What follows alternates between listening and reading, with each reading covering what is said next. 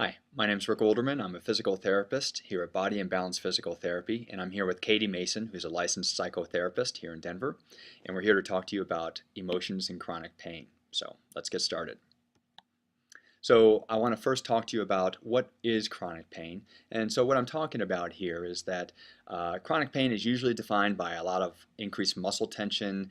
It's global pain. It happens for a long period of time, such as, longer than 3 months is the typical definition. And what I see in my clinic is often it also involves things like digestive issues, for instance, irritable bowel syndrome, or multiple systems of, say, autoimmune issues. So we're talking about a different kind of pain than most, straightforward back pain. So what can explain all of this? Why do we have pain that might be affecting all of our systems? And in my mind, it seems that there must be a central control mechanism involved here. And what I believe is happening is that the brain is involved. And so the brain is the ultimate controller of all the systems in our body. It controls the release of hormones, it controls digestion, heart rate, breathing, all sorts of things. So it is also the gateway to another nervous system called the autonomic nervous system. And the autonomic nervous system is comprised of both the sympathetic and parasympathetic nervous systems. And the reason this is important is that the sympathetic nervous system is activated when we're threatened. And it is our fight or flight system. You may have heard that term before. And what happens here is that our heart rate increases, the breathing rate increases, it slows down our digestion. And many of you have probably heard stories about, when we're faced with a threat, you can lift a car off a child or something like that. We have extraordinary strength, and that's due to adrenaline coursing through our blood vessels and into our muscles. So there's a lot of things going on with the sympathetic nervous system activation. And counter to that is the parasympathetic nervous system, and that is the system that's responsible for decreasing our heart rate and decreasing our breathing rate. It slows down and helps digestion. And it also generally decreases muscle tension. So these two systems are always in balance. Sometimes when the sympathetic nervous system is elevated, then the parasympathetic nervous system is depressed. And if the parasympathetic nervous system is elevated, then the sympathetic nervous system is depressed. So they're always in homeostasis in our body. So the other thing I want to talk to you about is fascia. And I think this is an important issue when we're talking about emotions and chronic pain, and you'll see why in just a moment.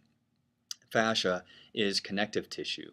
And by that I mean it's a tissue that connects everything in the body. It connects muscles to muscles, muscles to bones and tendons. It wraps around nerves, blood vessels, organs, and it also is able to contract.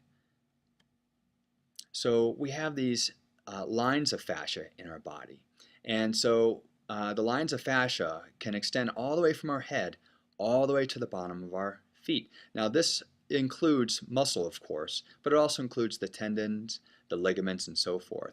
This whole tissue can be dissected as one continuous tissue throughout the body.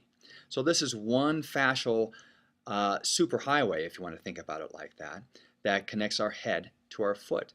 And if you look over here on the other side, we have other lines of fascia that connect the head to the foot. Okay. We also have other lines that spiral across our body and lines that run in the front of our bodies. So these lines of fascia become very important in my mind because they connect different areas of our bodies together, and they are contractile. And the thing that's important, the reason I mentioned fascia and the sympathetic nervous system is that the sympathetic nervous system can increase contractility of fascia. So the way it works is this. In areas of mechanical stress in our bodies, fascia is laid down in a form called myofibroblasts. And myofibroblasts have up to 4 times the contractility of regular fascia. And so, for instance, in our low back, we have a thick thoracolumbar fascia. and that has a high concentration of myofibroblasts. Well, it turns out that the sympathetic nervous system, when it's activated, it causes the release of a cytokine from the immune system. And the cytokine in question here is transforming growth factor beta 1. And so that is secreted throughout our body, and it causes the myofibroblasts to contract. And so if we have areas of mechanical tension in our body that have laid down these myofibroblasts, then they are particularly susceptible to sympathetic nervous system activation. So the contraction of fascia, therefore, can occur in patterns, like you just saw a few of them there, running from the foot to the head. So in my experience, there are 3 patterns of fascial contraction or musculoskeletal contraction, or patterns of back pain. And there are other patterns that are associated with neck pain in my experience. So here's a couple other pictures of lines of fascia in our body. So let's say you have neck pain. Well, if you're just looking at the neck because you have neck pain, then I think you're not looking at enough of an expanse of the body. So I have had great success in helping neck pain by not only treating the neck, but also the hand, the arm, and the shoulder blade especially. The shoulder blade is critical for treating neck pain. And so these lines of fascia kind of help explain why treating the whole system rather than just the small portion of the neck is important for eliminating neck pain and headaches. So when emotional or psychological trauma is present, such as during an auto accident, perhaps you have some childhood trauma or other types of stressors, we have to consider the emotional source of pain, especially if that pain becomes chronic. And let's say you've gone to several practitioners and you don't seem to be making any progress. We have to consider this possible emotional source as a source of your chronic pain. So in the clinic here, we can address those by working with the body. So we have a few techniques that I use here in the clinic and my other therapists, which help calm down the nervous system and decrease the sympathetic nervous system response. They're very I would say, effective in causing the body to relax. And what these do is they increase the parasympathetic nervous system levels and therefore decrease muscle tension and pain. And it's not uncommon for people to bring up emotional issues while we're doing this, especially if those emotional issues seem to be correlated to their patterns of contraction. But we can also address the emotional issues through psychology, and also which will help us decrease muscle tension as well. So I'm going to turn you over to Katie to talk about that. Thanks, Rick. So hello, my name is Katie Mason again, and I'm a licensed professional counselor. And my work in the mental health field initially started focusing on people struggling with depression, severe anxiety, grief, post-traumatic stress disorder, those type of things. And it became very apparent to me early on in my work with others that I could only help somebody so far without simultaneously addressing their physical body, because our emotions and our physical body are directly intertwined. And I'm going to speak more about that throughout the rest of this presentation to help you better understand the connection between the two. To begin, we're going to watch a few minutes of a short video that will show very clearly this relationship, and I want you to really pay attention and focus on the vibrational aspects of both the polar bear and the woman in the video, because that's what we'll be talking about the most.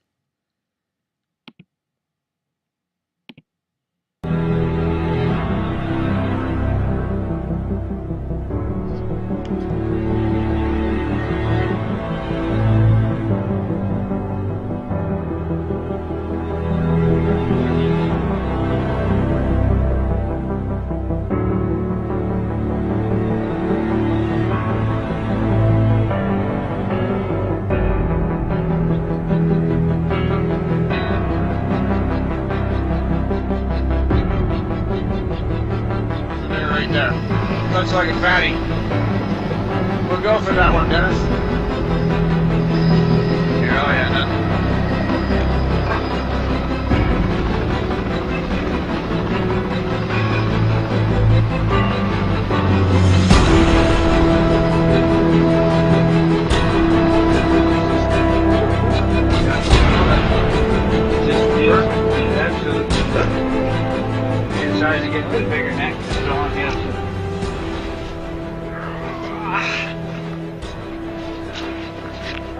Holy snapper. If you watch that animal after he finishes convulsing, you'll see, because he's aware of the fact that we're all around him, and it's a very stressful experience for an animal like a polar bear. And after he settles down, and then he'll start doing a couple of deep breaths, and then he'll breathe really nicely, and it'll really... Now look, here he goes. See how he's breathing in and out? You can see, so that even though it looks a little unpleasant to look at him convulsing like that, in fact, it lets off all that stress, and he then is able to relax and sleep the thing off.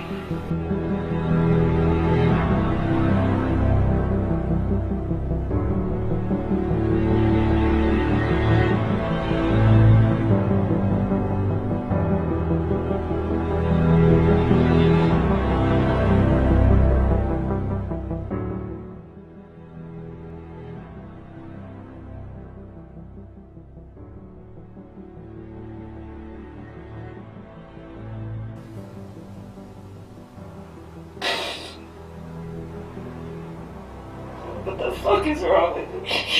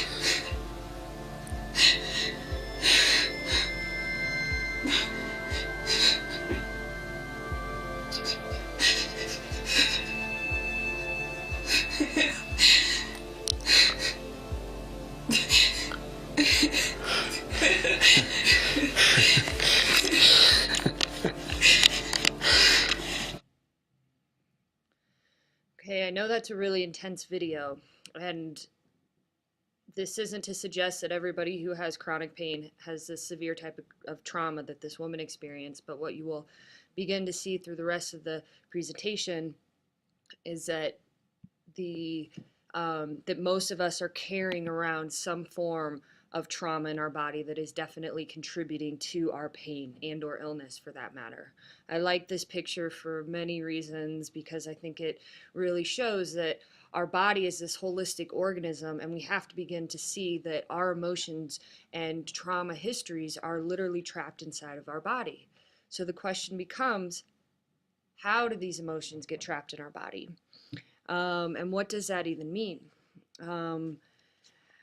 So when we are reacting to an emotionally charged experience or trauma, and for the sake of this presentation, I'm merely defining trauma as any experience that overwhelms our capacity to cope and leaves us feeling hopeless and helpless. So when we are reacting to a trauma in our body, it typically responds in three ways. The fight, flight, or freeze response. Most of us have heard these terms, and Rick even referenced them. And we know that when our brother attacked us as a kid and we threw a punch at him, that we were fighting, or that when our dad was really angry at us, and threatened to hurt us, and we ran away to our neighbor's house that we were taking flight or fleeing. But what needs to be better understood really is this freeze response. Understanding the freeze response helps us to better know how trauma gets trapped in our body and how when it stays trapped, it leads to our physical pain, particularly in this case. Peter Levine is best known for his work, Waking the Tiger, which is a guide to healing trauma. Peter has a PhD in medical and biological physics, as well as a PhD in psychology. And Levine describes certain species, how certain species have developed mechanisms that are especially well suited to keeping them safe. That behaviors of fighting, fleeing, and freezing are so primitive, and that survival tools are found in all species, from spiders and cockroaches to primates and human beings. But in regards to the freeze response, there is a significant difference in the physiology of, say, a possum playing dead and a human that goes into shock and freezes after witnessing a car crash, for example. Levine uses the example that when you watch a deer carefully through binoculars, similarly to like we saw with the polar bear, that you see them react to the sound of a loud branch or twig snapping in the forest. The deer become hypervigilant and still, and they may be ready to flee or fight, but at any moment they are frozen, hypervigilant, and filled with fear over what caused the breaking branch and whether or not a predator is at their footsteps. When the deer determine that they aren't in danger, they are ready to transition from the state of activated hypervigilance back to one of normal, relaxed activity. And like you saw with the polar bear, when you closely observe, you can see that they begin to vibrate, twitch, or lightly tremble. This process for the deer starts with a light vibration or twitching up in the top of their neck. It moves down through their shoulders, into their torso, back down through their legs, and almost like it goes out through their feet. These little tremblings of muscular tissue are the organism's way of regulating extremely different states of nervous system activation. Deer move through this rhythmic cycle perhaps hundreds of times a day. Essentially, this animal is moving easily through states of relaxed alertness and tense hypervigilance. So, why don't humans do this? Well, we can blame it on the neocortex, or our rational brain. This is a part of our brain that is unique to humans and differentiates us from other mammals. It's highly evolved, and so it's powerful and complex. And through fear and over control with the neocortex, we can interfere with subtle restorative responses generated by our deeper instincts that are stored in our more primitive brain, or reptilian brain. The reptilian part of our brain is where those fight, flight, or freeze responses are stored. And although the neocortex is not powerful enough to override those responses to danger altogether, it does tend to interfere with our natural return to normal functioning after a perceived threat. And essentially interfering with that discharge process that was described with the deer and that you saw with the woman and the polar bear in the video, that vibration, that shaking. So basically our traumas are not allowed to finish their instinctual cycle, and therefore the trauma itself gets trapped in the body and is not energetically or vibrationally released. So imagine years of this incomplete cycle of trapped emotional stressors in your body, lying stagnant, contributing, if not altogether, creating your pain. So, therefore, chronic stress or these traumas creates this chronic tension, and this chronic tension creates this chronic pain. As I mentioned earlier, that trauma is merely any experience that overwhelms our capacity to cope and leaves us feeling helpless and hopeless. This is really important because what one person experiences as traumatic may not necessarily feel traumatic to another person. Trauma is subjective. So long-term exposure to stress of any kind by nature is traumatic. And creates this stagnant feeling in our body, which again creates this pain. So remembering that You and your brother, for example, may have had the same exact childhood, experienced the same exact parents, but the way that you responded to that trauma was different. And so one of you may have more physical pain later in life than the other. And that's because we're all individual when it comes to processing our trauma.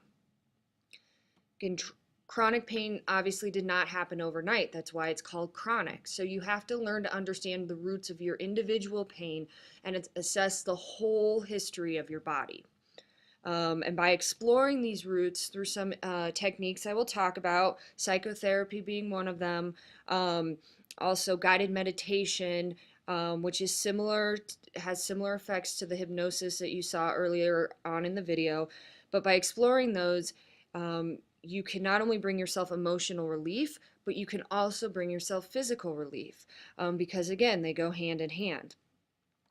So I really see chronic pain as this invitation to deep, deep healing, to deepen self-care and nurturing, to find safety, to release old stuck emotions, and last but not least, to befriend our wild and often negatively biased mind. So, what does it mean to be unconditionally nurturing to ourselves? I think this is probably the hardest and most important thing anybody can learn to do for themselves. And it essentially means reparenting yourself. Most of us, even with the best well-intended parents, didn't get what we needed emotionally to feel safe, secure, and supported as children. We have to fully name that. There's a saying within Peter Levine's work, to name it is to tame it. And the idea by merely naming an experience, we tame the nervous system and help our body relax. So we have to fully understand what we did not receive as children in order to give us what we do need as adults. Not only that, but we have to understand that our world around us is not particularly nurturing, whether it's from, advertisements telling us we aren't enough, we're not skinny enough, we're not rich enough, we're not smart enough, we're technologically overstimulated, which creates stress on the body. And we are also coming against environmental stressors just from being kids, bullies at school, teachers that were strict or didn't make us feel smart, those type of influences. So essentially, you have to start to rewire your relationship to everything and begin to imagine that you are suddenly the parent of a 3-year-old. And for those of you who have kids, you understand how incredibly difficult it is to raise a toddler.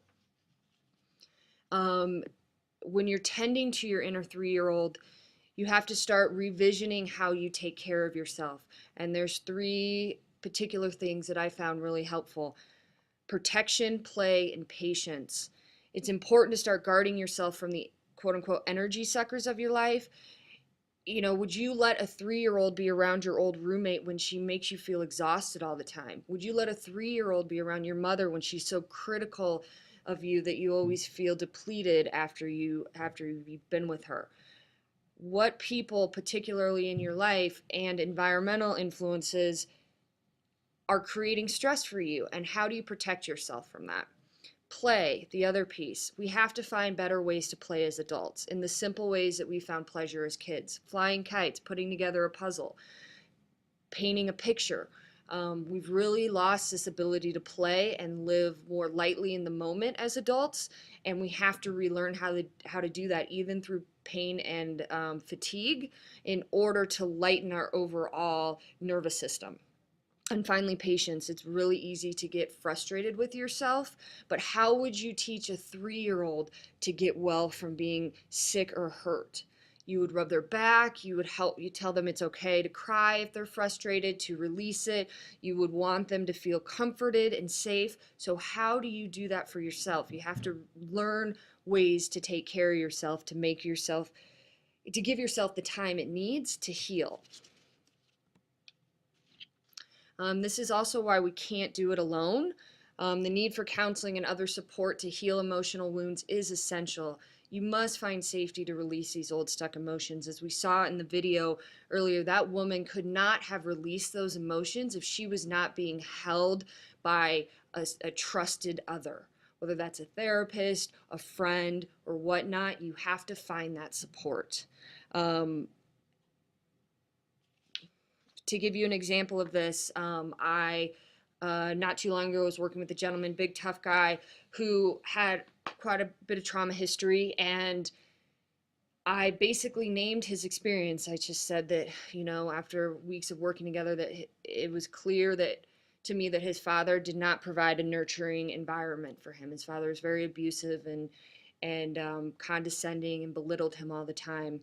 I also took him through some guided imagery work through his childhood, working with trapped old memories, which I will talk about in the next couple slides as well. But essentially, by telling him that his father was not able to give him what he needed, I named it. And like I said earlier, to name it is to tame it. And what started to happen was really interesting. He started to get so emotional. There was some tears. And after those tears were released, he started to vibrate and twitch slowly, similarly to like you found in the video earlier. So what came after that was he followed back up with me in 2 weeks, and because I had encouraged him to journal and write more about this experience, he said that he cried as he journaled, and he shook vibrationally. He found himself trembling for a couple days thereafter, and by the time he came back to our session, he said he felt the best physically and emotionally he had felt his entire life. So that just shows the power of having that support to go into those emotional experiences and release them. Last but definitely not least, I'm going to speak about the mind as the final frontier for healing chronic pain. Once we move through these emotional pieces, it's really important that we begin to work with and understand our minds. Learning to rewire our minds is some of the most difficult things that we face, I think, as human beings. But to give you some examples about the power of our mind, I want to talk about the nocebo effect. Many of us have heard about the placebo effect, which is a healing-inducing effect that patients in clinical trials experience when they believe they are getting a fancy new drug or surgery, when in fact they are actually getting a fake treatment. The placebo effect is real, and studies show it works 18 to 80% of the time.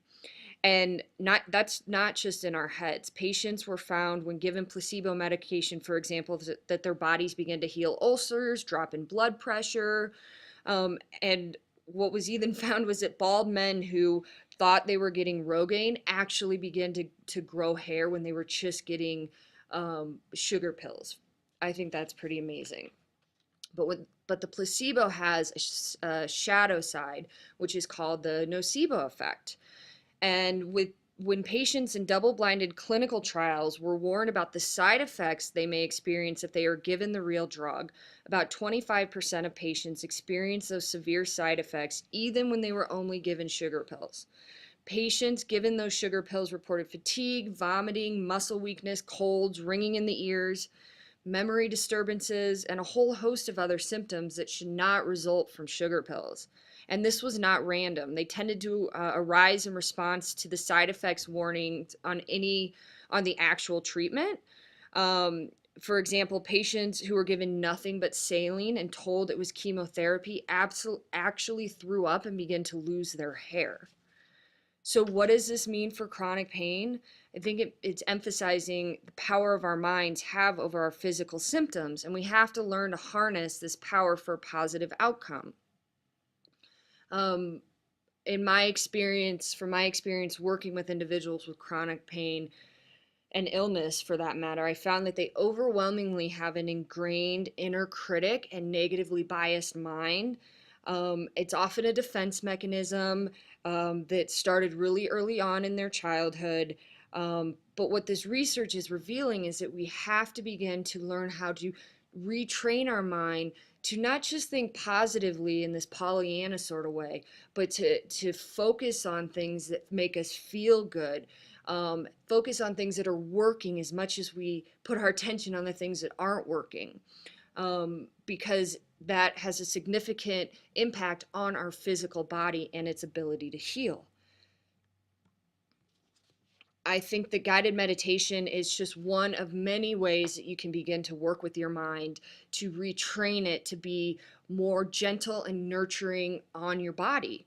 The power of image, it cannot be overstated. We live in a culture where we are captivated by images. We get sucked into programs or videos, not necessarily for the content as much as the appeal of the imaging.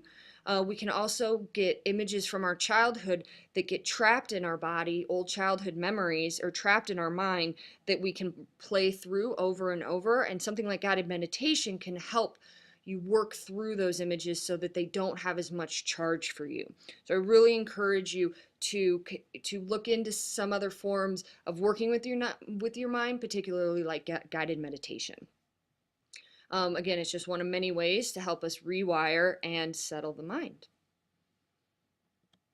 And that concludes our presentation today. Rick and I would just like to thank you very much for taking your time to work through this presentation with us. And we're happy to answer any questions that you have. Feel free to contact us, Katie Mason Counseling or Body and Balance Physical Therapy.